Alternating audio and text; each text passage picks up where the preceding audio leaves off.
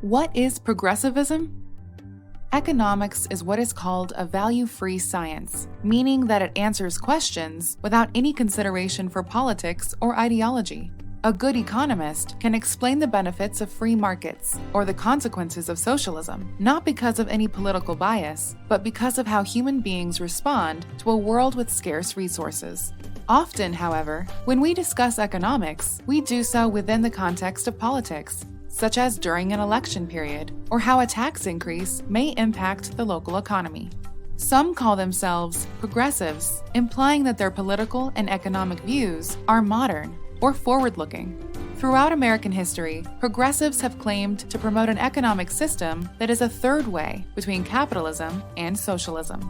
They advocate an economy regulated by experts rather than by politicians or free markets. There is, however, nothing progressive about this.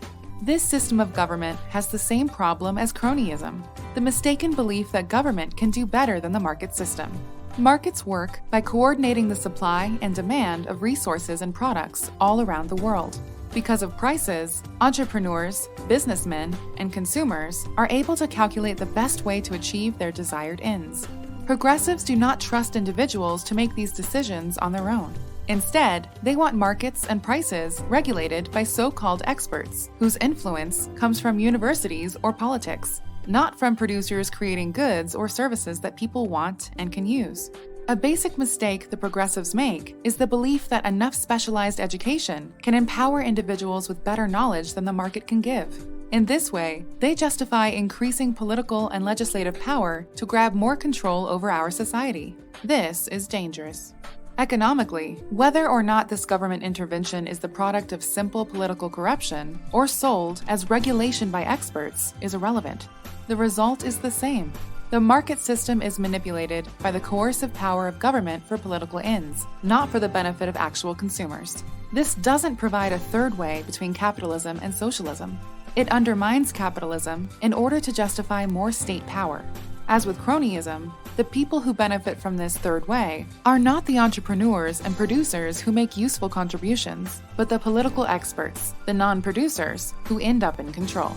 Third-way government intervention benefits big corporations through tax breaks, product legislation, enforcement of industry standardization, lobbying, and more, making it much harder for small firms to compete.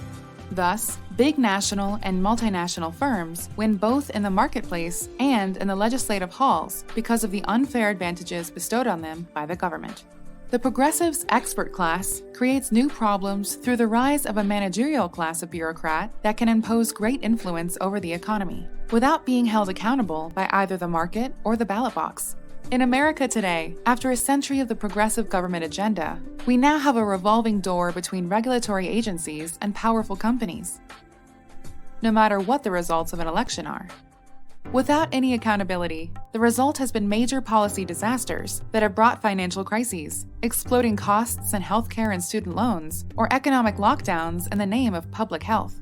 These are not the products of a free market, but the direct consequence of years of failed interventionist policies. There is no third way in economics. Either producers and consumers are allowed to direct the economy, or the government is in charge.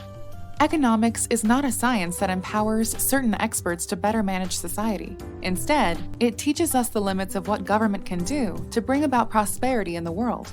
Progressivism is not the answer. The more we learn to think like an economist, the more we understand the value of a truly free society.